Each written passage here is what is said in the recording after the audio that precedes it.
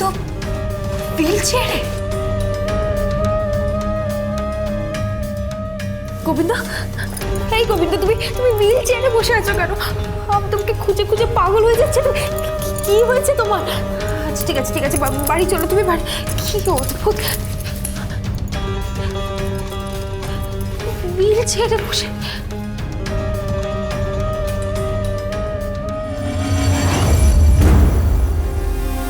কি ভজবাবু কোথায় গেলেন? হ্যাঁ, ভজবাবু কোথায় গেলেন? কোথায় গেলেন ভজবাবু?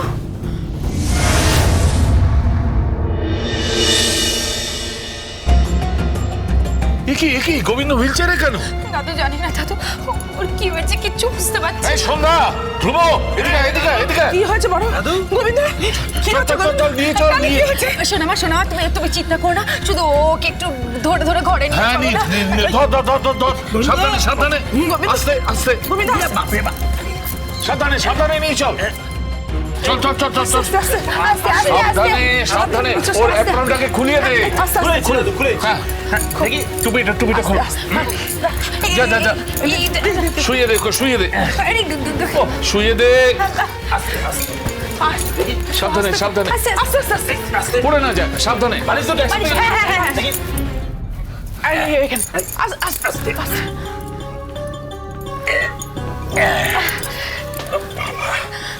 দাদু, আমি ঠিক বুঝতে পারলাম না দাদু, আমি কিছুই তো বুঝতে পারছি না দাদু। আমি আমি হাসপাতালে গেছি, গিয়ে দেখি গোবিন্দ হুইল চেয়ারে বসে আছে। সে কি? আরে ডাক্তার ডাকতে হবে তো। হ্যাঁ দাদু, ডাক্তার তো ডাকতেই হবে, বলো, ডাকতেই হবে ডাক্তার। আচ্ছা ঠিক আছে, আমি ডাক্তারকে ফোন করছি। দাদু দাদু, বলছিলাম যে আমার মনে হয় ও আমার মতো দুপাত্র খেয়ে নিয়েছে। আরে চুপ কর আজকে, আমার মতো দুপাত্র খেয়ে নিয়েছে, ও নেশা ভাঙ করে না। দাদু তুমি না বুঝবে না, ঠিক বুঝবে না, ওই এক পেক না খেলে বুঝবে না যে মদিরার কি গুণ। খাবড়া, এক পেক না খেলে মদিরা কি গুণ বুঝবে না। যা ভাগ এখান থেকে। তুমি যাও তো, তুমি বেরো বেরো এখান থেকে, তুমি দ্রুত দাদা। যাচ্ছি। কি জিনিস খেয়েছে কি জানে, জীবনে তো আমি এরকম খেতে পারলাম না। গোবিন্দ, এই গোবিন্দ, এই গোবিন্দ,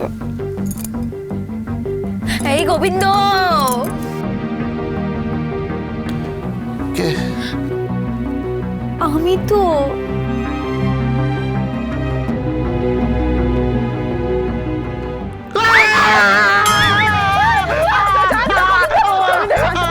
কি হয়েছে তোমার? কি হয়েছে? শুয়ে পড়ো গোবিন্দ, গোবিন্দ, শুয়ে পড়ো। কি হয়েছে ওর? কি হয়েছে?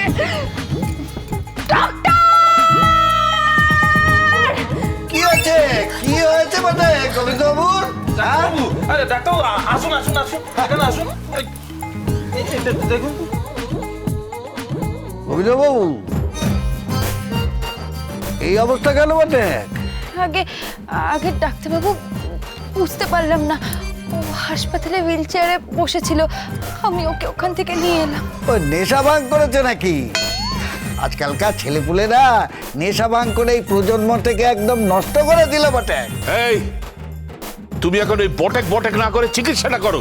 2K পাস করা ডাক্তার। হ্যাঁ করছি বটে, করছি।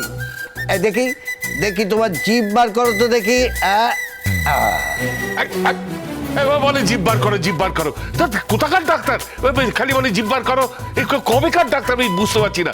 আরে বোঝো, এই লোকটার কোনো সেন্স নেই। বলছে জিভ বার কর। হ্যাঁ, আরে চোখটা দেখো, চোখের কোনটা দেখো। চোখের কোন? দেখছি বটে, দেখি চোখের কোন, দেখি চোখের কোন, দেখি। ওরে বাপ, এ তো রক্ত লাই বটে। কিলো রক্ত লাগবে বটে। কিলো রক্ত হয় না, গ্যালন রক্ত। হ্যাঁ, ও সে হবে বটে।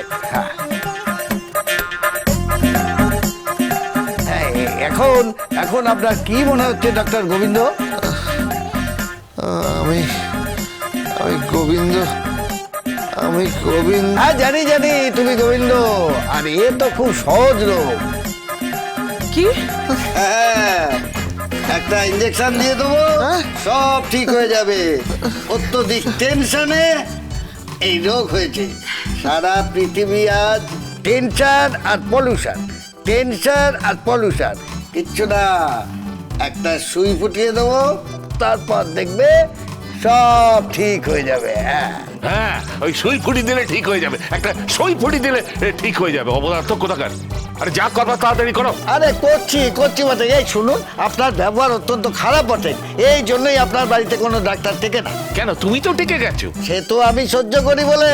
হ্যাঁ, তোমারও কোনো পেশেন্ট নেই, আমারও কোনো ডাক্তার নেই। ঠিক আছে দিচ্ছি বটে।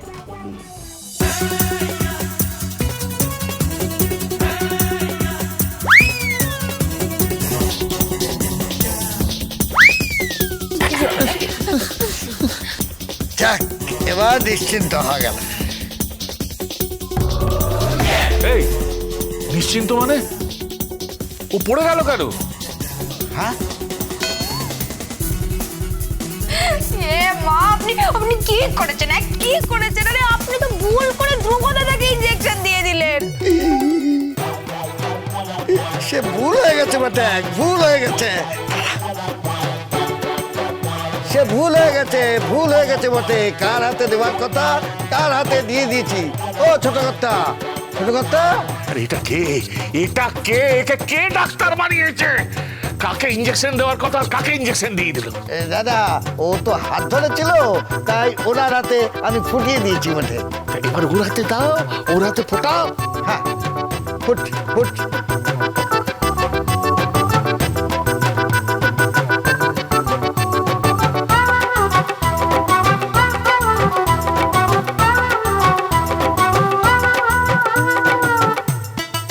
ব্যাস, এইবার দুজনে লক্ষ্মী সোনার মতো ঘুম।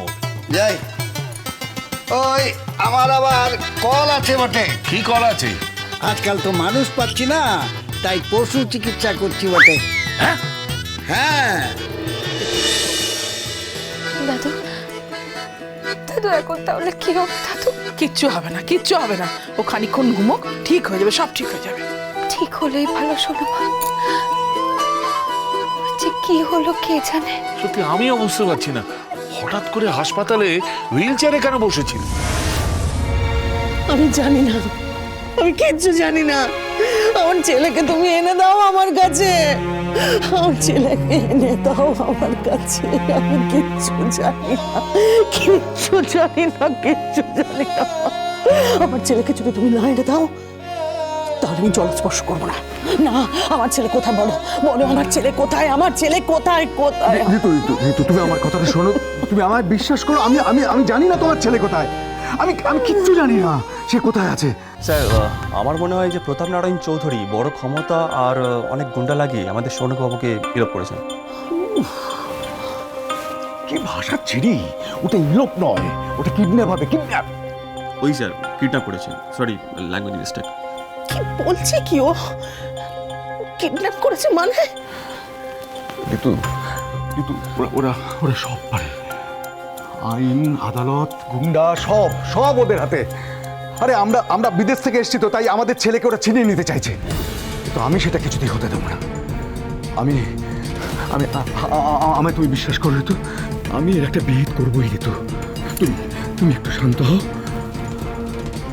আমার ছেলেকে আমি খুঁজে বার করবোই। স্যার, আমার মনে হয় আমাদের থানায় যাওয়া উচিত। লিগ্যাল স্টেপ ছাড়া আর কোনো উপায় আমি দেখছি না। রাইট, ঠিক আছে, চলো। দাঁড়াও, আমিও তোমাদের সঙ্গে যাবো।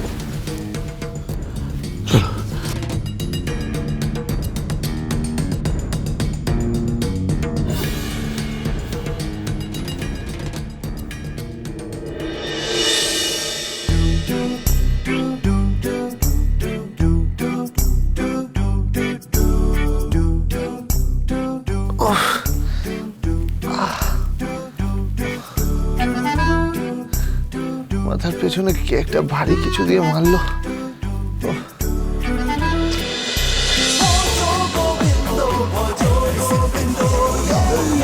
Portugal Bindo.